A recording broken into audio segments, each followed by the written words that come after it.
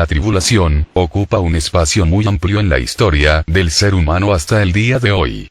Desde la antigüedad, el hombre ha padecido los estragos como resultado de sus actos a través de una diversidad de sufrimientos. El comportamiento deformado y distorsionado del ser humano ha desafiado y despertado en muchos de los casos los juicios y la ira de Dios. Cuando acudimos a la historia bíblica, encontramos una serie de calamidades de los cuales, no necesariamente los escritores bíblicos usan la palabra tribulación.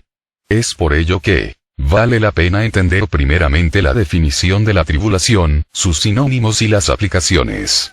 La palabra tribulación aparece 18 veces en el Antiguo Testamento, y 36 veces en el Nuevo Testamento. Este vocablo es sinónimo de afligir. Esta palabra afligir aparece 96 veces en la Biblia. También es sinónimo de angustia. Esta palabra angustia aparece 103 veces en la Biblia, y otros sinónimos que veremos más adelante. Más aún, la palabra tribulación tiene 4 connotaciones fundamentales, pero los resultados son devastadores para aquellos que están dentro de la atmósfera de la tribulación.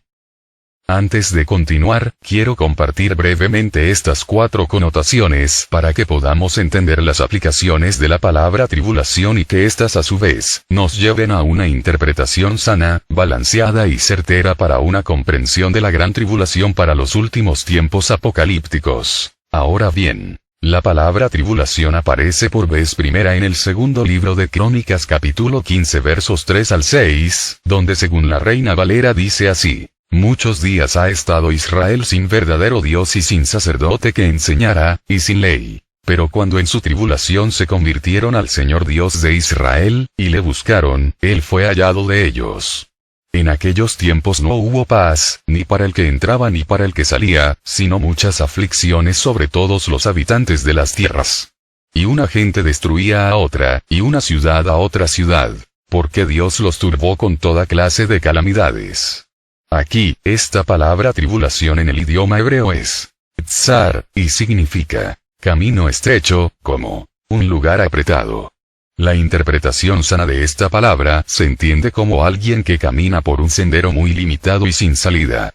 Esta primera connotación de la palabra tribulación nos declara lo que ocurre cuando leemos el contexto. La humanidad, al transitar en un ambiente pagano con ídolos e imágenes, solo provocará incrementar, a fomentar y patrocinar el ateísmo junto con fábulas erróneas sin fundamento, y estableciendo religiones falsas.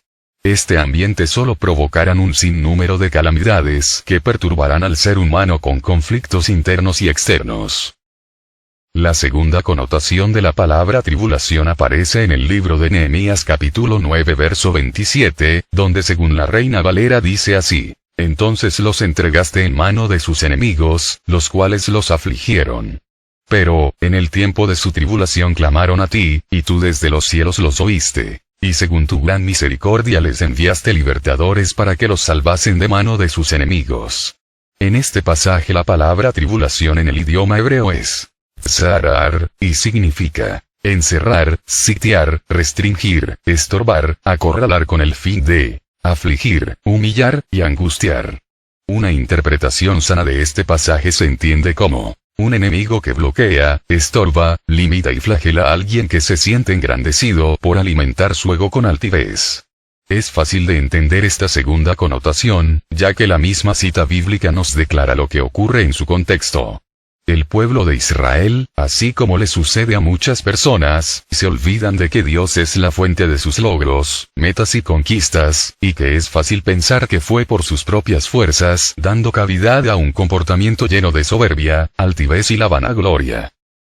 La tercera connotación de la palabra tribulación aparece en el libro de los Salmos capítulo 10 versos 1 al 4, donde según la Reina Valera dice así: ¿por qué estás lejos, oh Dios, y te escondes en el tiempo de la tribulación? Con arrogancia el malo persigue al pobre. Será atrapado en los artificios que ha ideado. Porque el malo se jacta del deseo de su alma, bendice al codicioso, y desprecia a Dios. El malo, por la altivez de su rostro, no busca a Dios. No hay Dios en ninguno de sus pensamientos. En este capítulo, la palabra tribulación en el idioma hebreo es sur, y significa combatir, molestar, atacar, embestir, reprimir. Una interpretación sana de este pasaje se entiende como alguien con poder, dominio y autoridad que castiga con violencia al más desprotegido por condiciones políticas, sociales, creencia, y de opinión. Claramente podemos entender esta tercera connotación, ya que todo el capítulo 10 del libro de los Salmos el escritor apela a través de una súplica y oración a la intervención divina por parte de Dios, con el fin de hacer juicio contra el opresor que le provoca sufrimiento. La cuarta connotación de la palabra tribulación aparece en el libro del profeta Isaías en el capítulo 5 verso 30, donde según la Reina Valera dice así: y bramará sobre él en aquel día como bramido del mar. Entonces mirará hacia la tierra, y he aquí tinieblas de tribulación, y en sus cielos se oscurecerá la luz.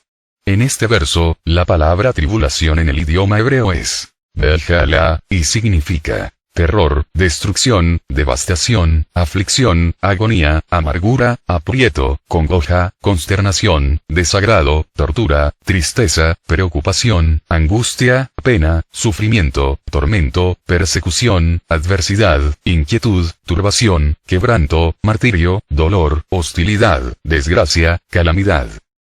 Con estas cuatro connotaciones podemos definir que la tribulación es un estado de aflicción, angustia, o adversidad que produce dolor al ser humano en todo su entorno.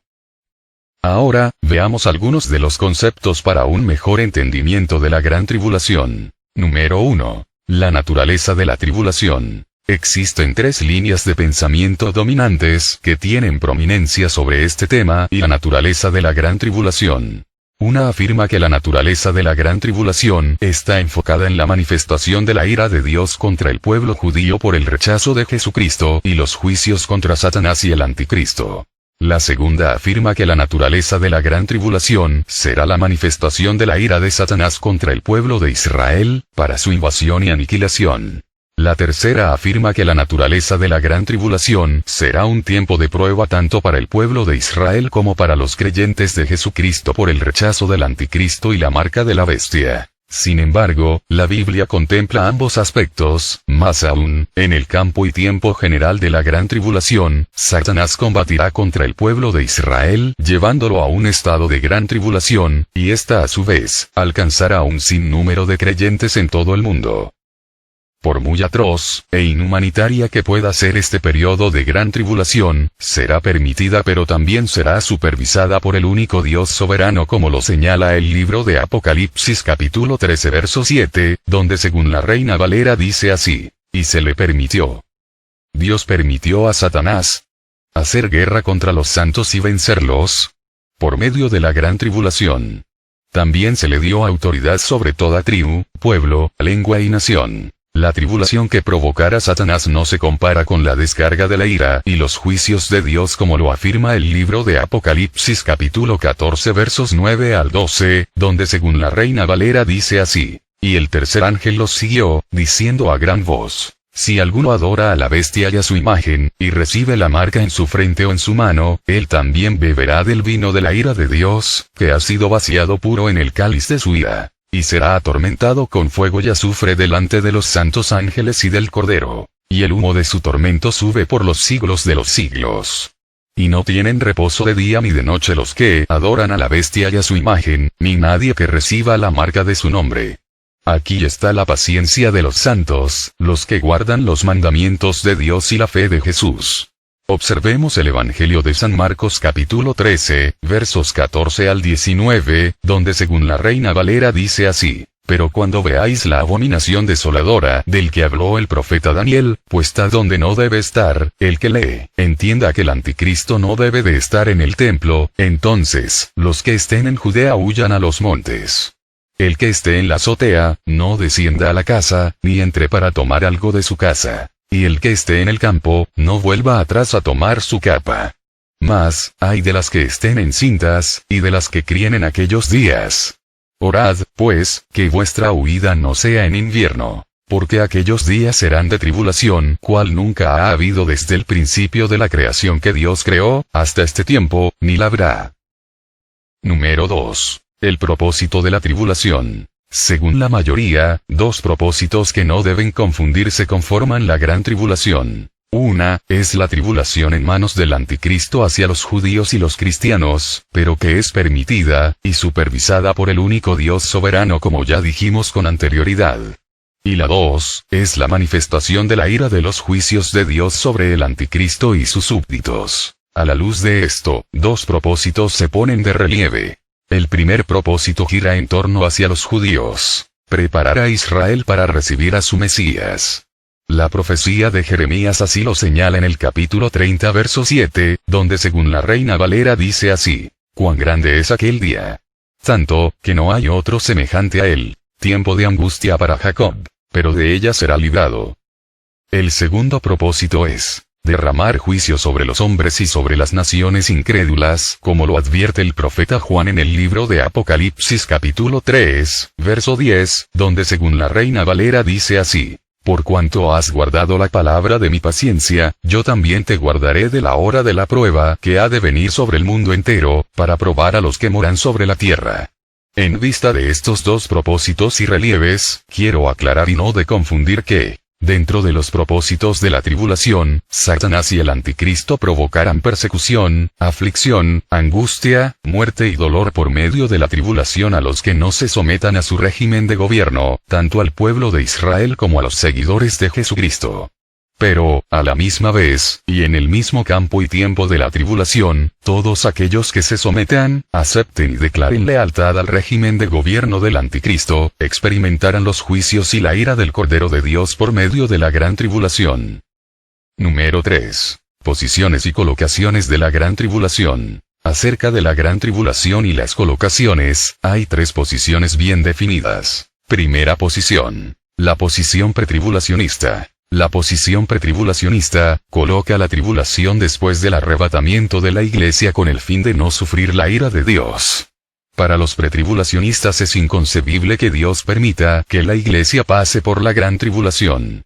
Los pretribulacionistas, en esta posición aceptan como fundamento la base bíblica de Apocalipsis capítulo 3 verso 10, donde según la Reina Valera dice así: «Por cuanto has guardado la palabra de mi paciencia, yo también te guardaré de la hora de la prueba que ha de venir sobre el mundo entero, para probar a los que moran sobre la tierra».